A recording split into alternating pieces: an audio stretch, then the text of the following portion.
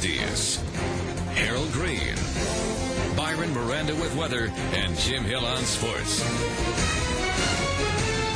You're watching CBS 2 News at 11. Last July, Santa Monica, an elderly driver plows through the farmer's market. The crash killed 10 people, changed dozens of lives, and for one witness, triggered an emotional avalanche.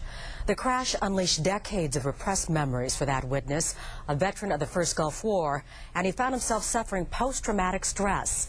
In tonight's special assignment, CBS News' Linda Alvarez shows us one way the illness is diagnosed and treated.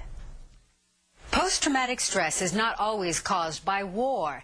It can be the result of several traumatic incidents that pile up.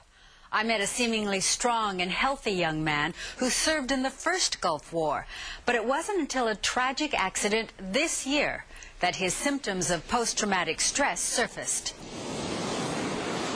The sea is calming for Stephen Carey. Here, the crashing waves help him forget about how he's faced violence and death several times. As a child, as a young Marine, and even as recently as 5 months ago, just a few blocks away, one terrible day in Santa Monica. An unknown number of people, as you know. It was the day a driver sped through the farmer's market and killed 10 people. It happened so fast. You have no time to think about it, you just react. Stephen can walk through the stalls of the market now and recall how he dove out of the way of the deadly car. I remember thinking he was gonna run over my legs. He was gonna hit my legs. Now he can talk about the overwhelming destruction and the death. She was lying on the ground, really bad head injury and bleeding out. He remembers how he tried to use skills he learned in the Marines to help the injured, and how one woman died in his arms. With her, there was nothing I could do. And it's sad. Stephen can talk about that traumatic day now, but it wasn't always so. After the tragedy, he went back to work at a nearby bicycle shop.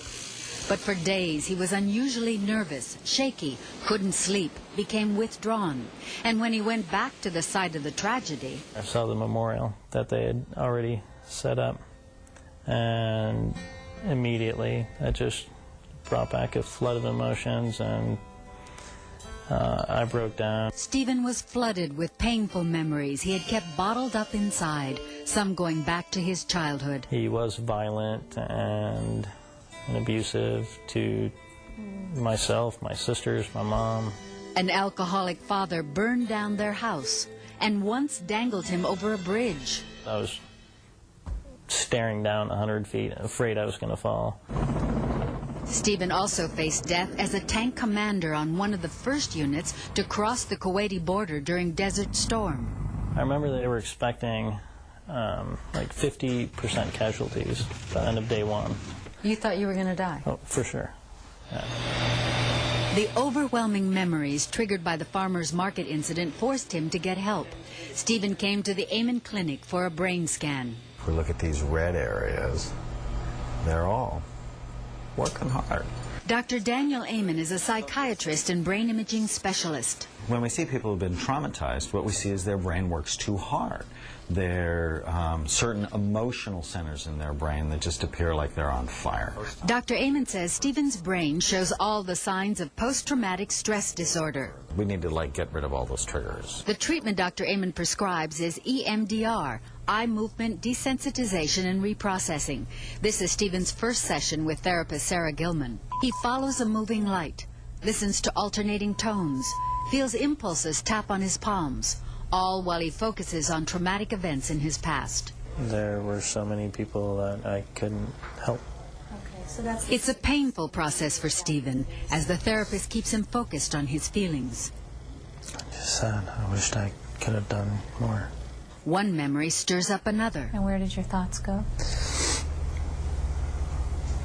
I was just thinking about my uncle. I was a firefighter. Gilman listens to Stephen's memory of his favorite uncle who died in a fire helping others and tries to guide Stephen to a better self-image. Perhaps your strong reactions and your fast pace helped as many people as you could help. Are those characteristics you share with your uncle? As Stephen hears her positive words, the EMDR stimulates both hemispheres of his brain and helps his nervous system reorganize his memories. And when you activate the area of the brain where the information is stored, then you can begin to move that information to a part of the brain that is more efficient in terms of its storage, so it won't produce then the negative consequences or symptoms of post-traumatic stress. Even after the first session, the brain scan shows an improvement. And after the 6th session, I'm definitely not as shaky. Physically and emotionally, Stephen is functioning better. After EMDR, revisiting the past no longer brings on the same symptoms of post-traumatic stress. I realize that there's a lot of things that I've carried along with me from the past that now I was able to let go of and put them where they should be, which is in the past. Stephen is doing much better now, but does plan to continue with counseling. EMDR is one of many treatments used for post-traumatic stress. I'm Linda Alvarez for Special Assignment.